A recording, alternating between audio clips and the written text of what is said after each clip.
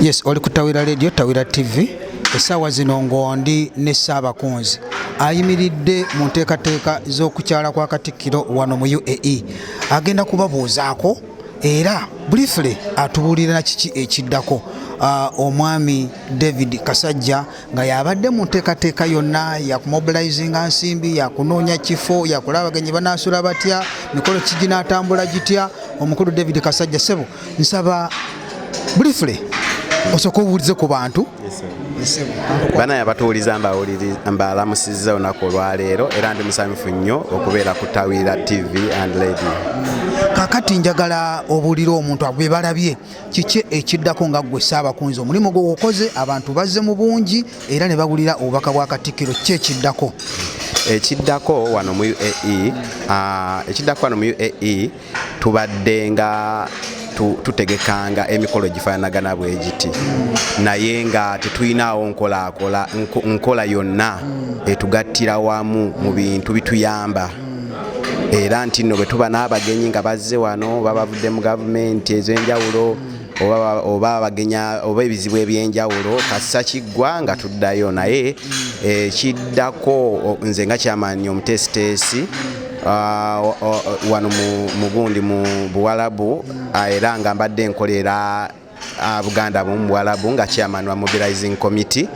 Ekigenda okuddako kyekyo ekitugatta ffenna oba oli Lasolo Kayima oba oli Ajumaani oba oli Abu Dhabi oba oli Dubai oba Sharjah tugenda kuteekawo programu ez'enkulaakulana ezitugatta wamu nga ne bwe tuba tulina ekizibu kyonna tukikwasiza wamu nga kigudde ku muntu omu ate era ne bwe tuba tulina ebyenkulaakulana bye twagala okutuukako nga twagala ne bwe tuba tuzzeeyo eka nga tubisangayo tweta ebintu ebitugattako nti n'obwoba ozzeeyo eka tekikwetagisa ate kuddamu kudda Dubai ebyenkulaakulana bye tujja okuba tutadde ku ground nga bikutwala mu maaso.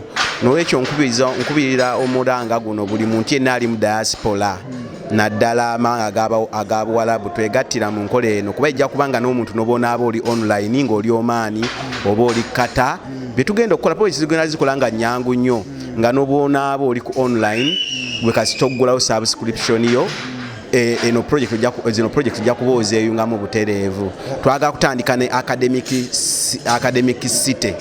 Academic city kiba kyalo oba byalo nga biri ku ttaka limu, kitundu kiri ku ttaka limu naye nga mwinako universities nga 10 oba nga 2 nga mwinako n'amasomero ag'enjawulo aga primary aga secondary ebeera site naye nga yeekwatagana ku byanjigiriza.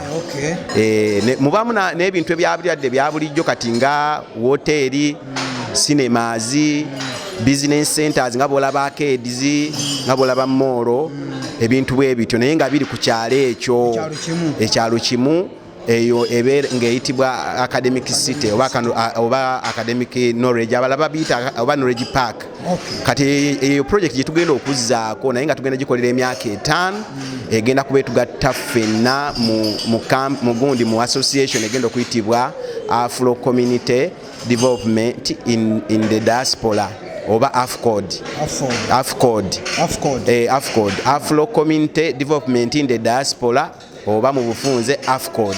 Mwe tugenda okwegattira ffenna abantu abali mu mawanga aga Buwalabu. N'olwekyo nkubira omulanga gwonna meeting zijja kuba zitandika ndoza okutandika n'omwezi ogujja. Twagala abantu bawummulemu kuba tubadde mu kuteekateeka kukyala kwa Katikkiro. Ssaabasajja Kabaka asiimye okumutuma ku mirimu emitongole mu mawanga ga Buwalabu.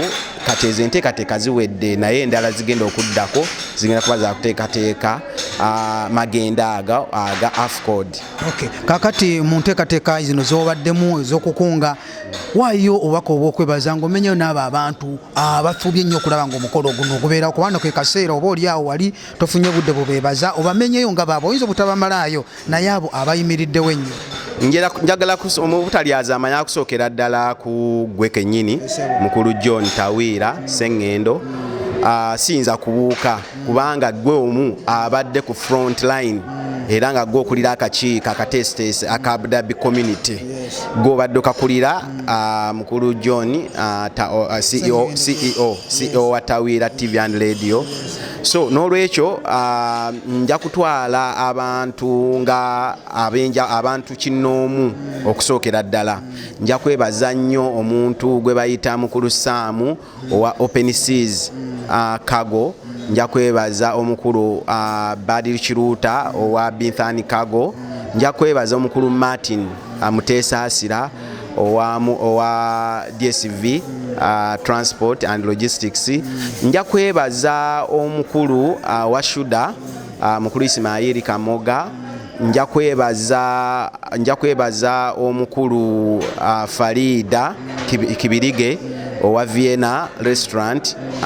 Kuyongerako nebaze mukulu Bashiru Bulagayi owa Waza Trading Company Association y'abazamaani wana abawangerera mu UAE, United Arab Emirates. Nja kwebaza obukiiko obw'enjawulo, communities ez'enjawulo.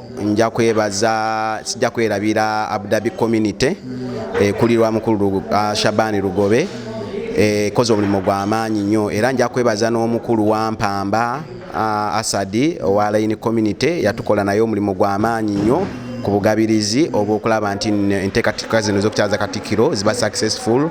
Era nja kwebaza chairman Umaru Sekitto owa community ya Dubai community. Era nja kwebaza mukulu Oscar Richards owa Sharjah community. Naye tukoze obulungi obutagambika. N'olwekyo okutwaliza owamu sijja kwerabira company nga Fakhruddin Properties wano mu Dubai ne company nga Liberation Finance nabo batukoze omulimu ogutagambika. Era ntuusa okusiima kwange eri Kitobero Restaurant wamu ne banka ya Centenary batukoze omulimu ogutagambika. Sijja kusobola kwebaza bantu kinoomu naye ng'ekyamazima nebaza banna Dubai, banna Sharjah, banna Abu Dhabi, banna Alayini, bane mwebale mutulaze obumu obutagambika. Era tubagaliza mubeere bulungi olunaku olulungi. Amina.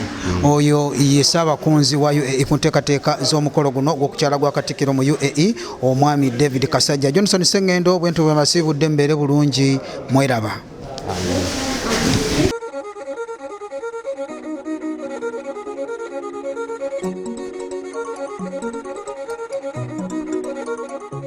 Wuliriza Tawera Radio ne Tawera TV ensibuko y'amazima.